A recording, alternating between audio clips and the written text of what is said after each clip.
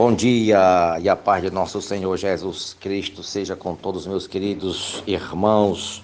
Meus queridos irmãos, eu quero nesta oportunidade ler convosco um texto da Bíblia Sagrada e logo após a leitura fazermos um comentário sobre o referido texto. É carta do apóstolo Paulo aos Romanos, no capítulo de número 3 e o versículo de número 23. Aos Romanos, capítulo 3, verso de número 23, que nos diz o seguinte: pois todos pecaram e destituídos estão da glória de Deus. Repetindo, pois todos pecaram e destituídos estão da glória de Deus. Eu quero começar comentando, explicando esse versículo, e eu quero dividir esse texto em alguns pontos. O primeiro ponto é o seguinte: todos nós, sem exceção, pecamos contra Deus. Não há ninguém que não tenha desobedecido os mandamentos do Senhor Deus. Ninguém. A única exceção é Jesus Cristo, que viveu sem pecado diante de Deus. Portanto, ninguém alcançará o céu pelas boas obras, pois não cumpre os requisitos divinos. Tiago, no capítulo de número 2 e o verso de número 10, nos diz o seguinte: pois quem obedece toda a lei, mas tropeça em um só ponto, torna-se culpado de todos. Veja que Tiago está dizendo que a lei exige obediência total, 100%.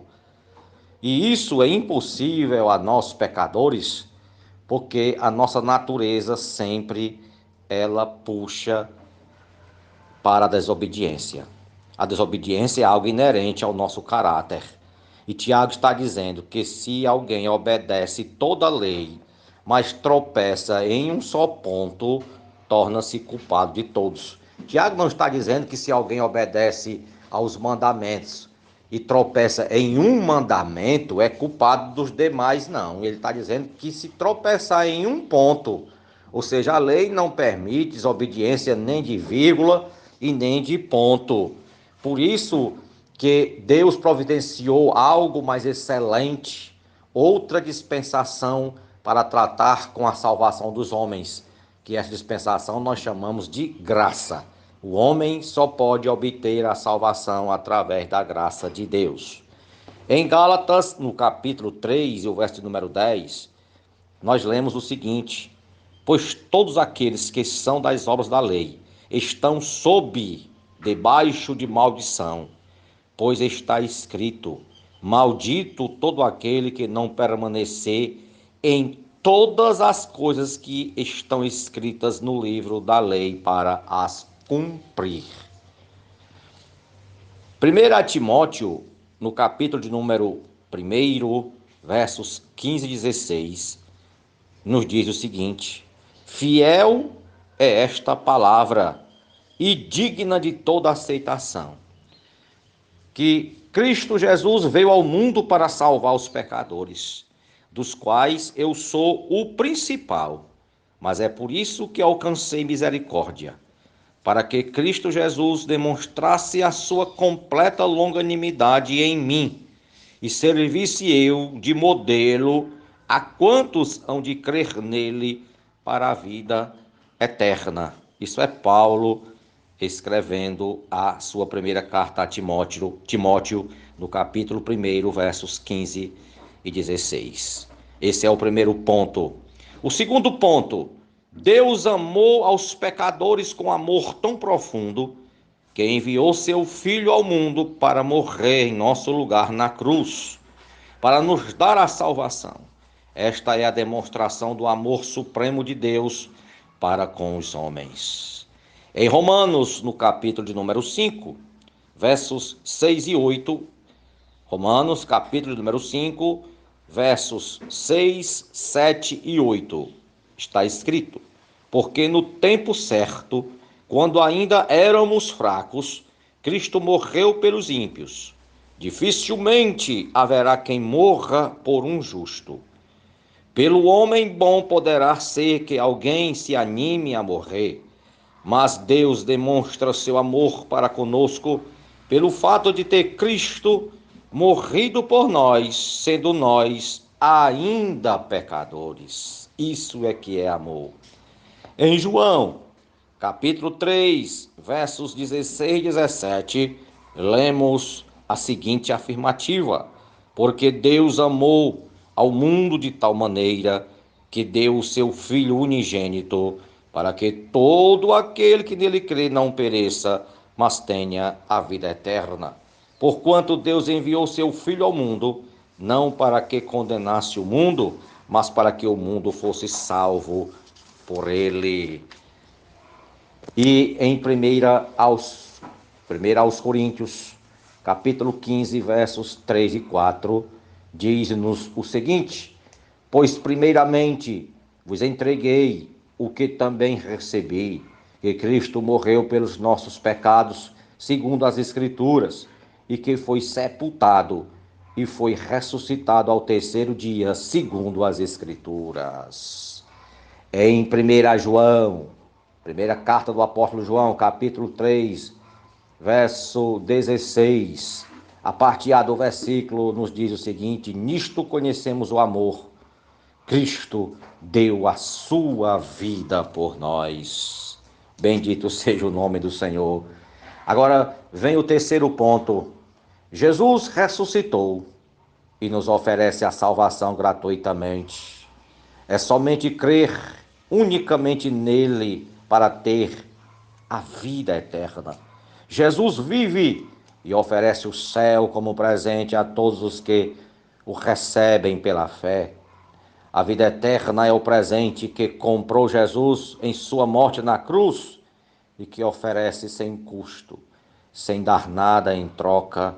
Não precisa de ninguém dar nada em troca, porque isso não é barganha, não é toma lá da cá, é graça, é favor imerecido a todos os que creem nele para a salvação. E em João capítulo 14, verso 6, Jesus respondeu: eu sou o caminho, a verdade e a vida. Ninguém vem ao Pai senão por mim. Em Romanos capítulo 4, versos 4 e 5, o apóstolo Paulo nos diz: ao que trabalha, o salário não é considerado como favor, mas como obrigação. Mas ao que não trabalha, porém crê naquele que justifica o ímpio, é sua fé que lhe é creditada como justiça. Em João capítulo 3, verso 18, lemos o seguinte: quem crê nele não é condenado, mas quem não crê já está condenado, porquanto não crê no nome do unigênito Filho de Deus.